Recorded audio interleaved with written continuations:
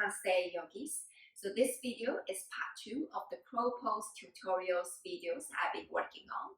Several days ago I shared with you how to do a crow pose, and now this video is specifically about how to jump from crow pose to chaturanga. First of all, I would like to say any transitions from one pose to the other, first of all you need to master the individual poses first, and only after that you will be working hard to complete your transition with control and grace from one to the other. So this is what we are going to do today. Let's do a very quick review of the crow pose and also the chaturanga pose. After that, I'm going to share with you a couple of drills which you can work on, and hopefully they can help you complete the transition. So for the crow pose, you come into a malasana position. You find where your kneecap is, and then you try to get in touch with your tricep with the kneecap. As you shift the weight forward, very importantly, you need to shift forward until your elbows are stacking above your wrists. So if I'm here, keep shifting forward, eyes look forward until your elbows are stacking above the wrist. You lift up one foot, think about kicking your butt with your heels to send the energy up. Draw the belly in, round your back a little bit, draw the ribs in, and then lift up the other foot. And then hold it here for 3, 2, and 1. Lower down. Okay, so if you want to know more information about this pose specifically, check out the videos I shared 3 days ago. Second pose is about chaturanga, and I have to say chaturanga pose is way harder than bakasana pose. I can hold bakasana crow pose easily for 1 minute, but if you ask me to hold chaturanga pose for 1 minute, I need to take a deep breath before I try that. Okay, so let's come to high plank. Shoulder, hips, and heels a straight line. To transition to chaturanga, you will shift your shoulders forward first, beyond your wrist joints. And then from here, you lower down the whole body as a straight line. Hug your elbows in, draw the belly in, hold it here for 3, 2, 1, and lower down. So if you do your chaturanga in a very solid way with perfect alignment, the transition will become much easier. This pose is hard because it doesn't have any balancing component. It's pure strength. And it's not just your tricep arm strength, it's your deltoid, it's your serratus, it's your lats, it's your back, it's your tummy, it's your legs, it's your whole body. Okay? Now let's say you do bakasana and chaturanga in pretty decent way, and now you want to work on the transitions. I'll give you a couple of drills, and let's work on the drills first before we actually start trying the real transition. So coming to bakasana again, coming to malasana again, and then placing the hands to the floor.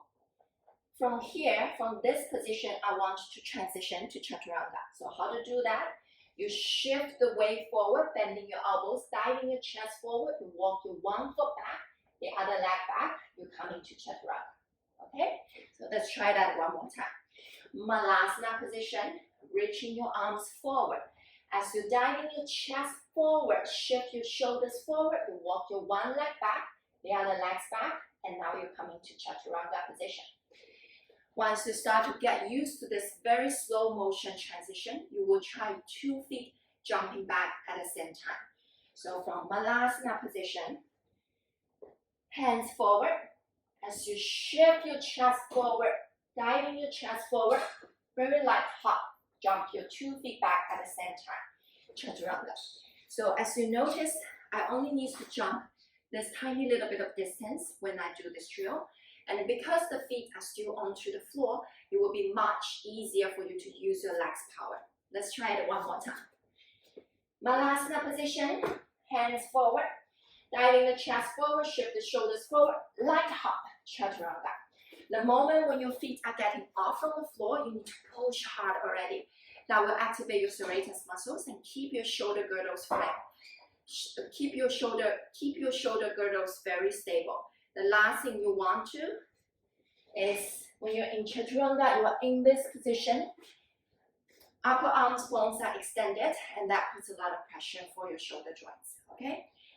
After you do this drill, let's try and make the things a little bit more challenging. Stand at the front side of the mat. Let's say in the middle of sun salutation, the teacher will say inhale, arms up. Exhale, bow forward. Inhale halfway flat, lengthening your back, and exhale, jump back to chaturanga, right? So when you do that, you're bending your knees, lower your hips, bending your elbows, diving the chest forward, and then jump back, chaturanga. Okay, so let's try it one more time.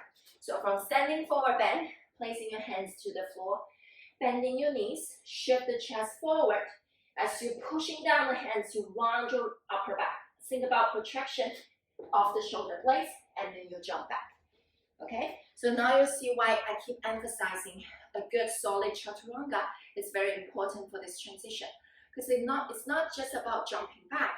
It's about after you jump back, after you land your feet, can you hold your body with that correct alignment of the chaturanga? Let's say you finish all these drills, and now let's try the real transition from Bakasana. I will show you quickly first, and then I'll explain a little bit more. Bakasana, diving the chest slightly forward, eyes look forward, round your back, draw the belly in, ribs in, and then jump back, chaturanga. Okay, so usually there are two stages for the students who cannot do this transition yet. Stage 1, when the teacher says jump, instead of jumping, they just lower down their knees to the floor because they're already trying so hard, but there's not enough momentum and explosive power to send the legs back. I've been there, I've done that. You just need to repeat for a couple more times or maybe hundreds of more times. Stage 2, people can actually get your feet all the way back, but they can't hold the chaturanga. So here, they will say, teacher say jump, jump, and then just collapse all the way to the floor, okay? So what's the solution for that? More practice, obviously, but you need to master the individual pose first. Hold your Bakasana up to 15, 20, or 30 seconds. Hold your chaturanga up to 10, 15 seconds, and then you will have enough strength and stamina to complete the transition, okay? So let's look at the transition one more time. Similar to the jump back drills, you need to push, you need to get your ribs in, belly in, and then use the explosive power coming from the legs. So think about shooting out the legs back. So here, remember just now when we did the jump back, you're leaning the chest slightly forward. Hands push, round your back, draw the belly in, ribs in, and then you're shooting out your legs coming to chaturanga. Okay, good. So I remember it took me several months of good practice before I can do this transition with ease, with control. So don't feel frustrated if you try today with my video and it's not yet happening. Keep doing the drills, improving your upper body strength, improving your shoulder strength. Sooner or later you will get there, okay? Thank you so much for watching this video. Let me know how it goes. Namaste.